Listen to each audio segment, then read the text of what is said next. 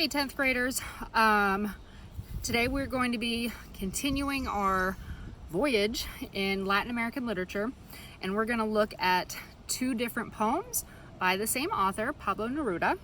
So we've already looked a little bit at Laura Esquivel with the Like Water for Chocolate, and she's from Mexico. We have Gabriel Garcia Marquez with our short story, and he's from Colombia.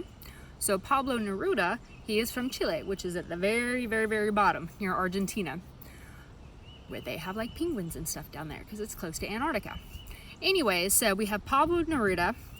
He lived in the 1900s. He was born around 1900, I think died around 1973 or so. Don't quote me on that. And he had a very famous, like he's the Latin American poet. He had kind of like two distinct time periods when he wrote. When he was younger, he wrote in a very surrealistic, kind of like dreamy, mystical sort of thing, not quite magical realism, but definitely a lot more imagery. Later on, he moved to a more realistic, where he, as we'll see, starts writing poems about everyday objects.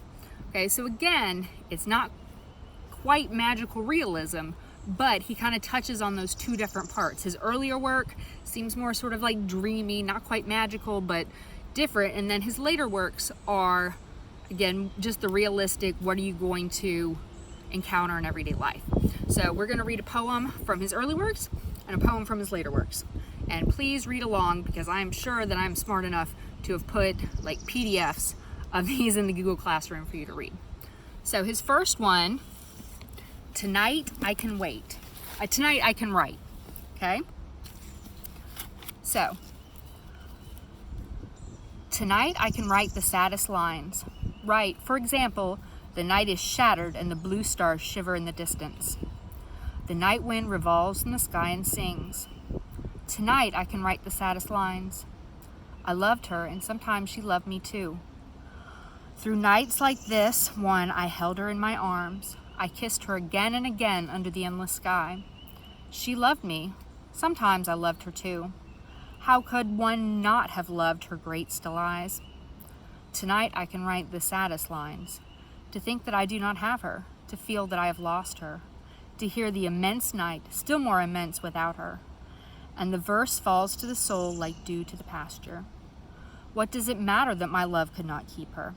The night is shattered and she is not with me. This is all. In the distance someone is singing. In the distance. My soul is not satisfied that it has lost her. My sight searches for her as though to go to her. My heart looks for her, and she is not with me. The same night whitening the same trees. We, of that time, are no longer the same. I no longer love her, that's certain, but how I loved her. My voice tried to find the wind to touch her hearing. Another's. She will be another's. Like my kisses before. Her voice, her bright body, her infinite eyes. I no longer love her, that's certain. But maybe I love her. Love is so short, forgetting is so long. Because though nights like this I held her in my arms, my soul is not satisfied that it has lost her. Though this be the last pain that she makes me suffer, and these the last verses that I write for her.